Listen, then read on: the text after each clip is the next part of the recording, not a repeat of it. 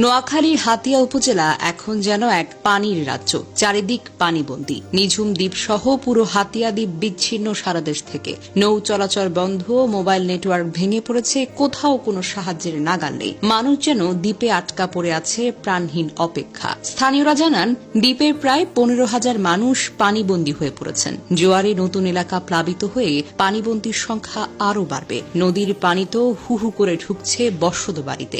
কয়েক ঘণ্টার ব্যবধানে নিচু এলাকার ঘরবাড়ি, সড়ক, দোকানপাট, এমনকি স্কুল পর্যন্ত পানিতে ডুবে গেছে। বঙ্গোপসাগরের গভীর নিম্নচাপ আর প্রবল বৃষ্টির সঙ্গে অতিরিক্ত জোয়ার, এই তিনের সম্মিলিত আঘাতে নিঝুম দ্বীপের চেহারা পুরোপুরিভাবে পাল্টে গেছে। নিঝুম দ্বীপের জাতীয় উদ্যানে থাকা বন্য হরিণগুলো তো এখন আর বনে নেই। জোয়ারের পানি তাদের প্রাকৃতিক আবাস গ্রাস করে ফেলেছে। বাঁচার আশায় তারা ছুটে এসেছে মানুষের বসতিতে। গ্রামের উঁচু ভিটে আর দোকানের সামনে এখন দেখা যাচ্ছে ভেজা এবং আতঙ্কিত হরিণের পাল। অবিশ্বাস্য হলেও সত্য, এই সংকটে মানুষেও পাশে দাঁড়িয়েছে হরিণদের। দ্বীপবাসী নিজেদের খাবার ও আশ্রয়ের ভাগ দিয়ে দিচ্ছেন প্রাণীদের সঙ্গে। এই মানবিকতা আর প্রাণ প্রকৃতির সহাবস্থান এক অনন্য দৃষ্টান্ত হয়ে উঠেছে। ব্যবসা প্রতিষ্ঠানে পানি ঢুকে সব নষ্ট হয়ে গেছে, কয়েকশো পুকুরের মাছ ভেসে গেছে, বলেন নিঝুম দ্বীপের ব্যবসায়ী মোহাম্মদ আজমির হোসেন। ভোর থেকে যেন বৃষ্টিটা আর থামছে না। দ্বীপের রাস্তাগুলো এখন নদী হয়ে গেছে। নিচু বাড়িগুলোতে পানি ঢুকে পড়েছে। বেড়িবাঁধ না থাকায় আমরা খুবই অসহায়, জানান বাসিন্দা বাবলু মিয়া। 24 ঘণ্টায় নোয়াখালীতে রেকর্ড 126 মিলিমিটার বৃষ্টিপাত।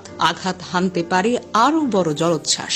স্থানীয়দের সতর্ক থাকতে বলা হয়েছে। গত বছরের বন্যার ক্ষত এখনো কাটিয়ে উঠতে পারেনি এই অঞ্চল। এর মধ্যে আবারও বন্যা, পানিবন্দী মানুষ, হরিণদের উদ্বাস্ত হয়ে যাওয়া। এই পরিস্থিতি মানবিক বিপর্যয়ের রূপ নিতে পারে যদি দ্রুত সহায়তা না আসে। দ্বীপবাসীদের পাশে দাঁড়াতে হবে এখনই। ত্রাণ ও চিকিৎসা সহায়তা পৌঁছাতে হবে জরুরি ভিত্তিতে।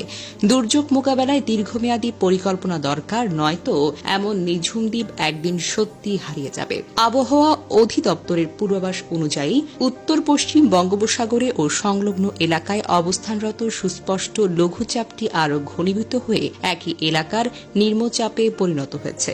গত 24 ঘণ্টায় নোয়াখালীতে 126 মিলিমিটার বৃষ্টিপাত রেকর্ড করা হয়েছে। হাতিয়া উপজেলা মৎস্য কর্মকর্তা মোহাম্মদ ফাহাদ হোসেন ডেইলি স্টারকে বলেন, অস্বাভাবিক জোয়ারে নিঝুম দ্বীপের বিভিন্ন মাছের খামার ও পুকুরের মাছ ভেসে গেছে।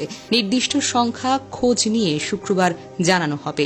ইউএনও মোহাম্মদ আলাউদ্দিন বলেন, উপকূলীয় এলাকার 3 নম্বর স্থানীয় সতর্ক সংকেত জারি করা হয়েছে। সার্বিক পরিস্থিতি পর্যবেক্ষণ করছে।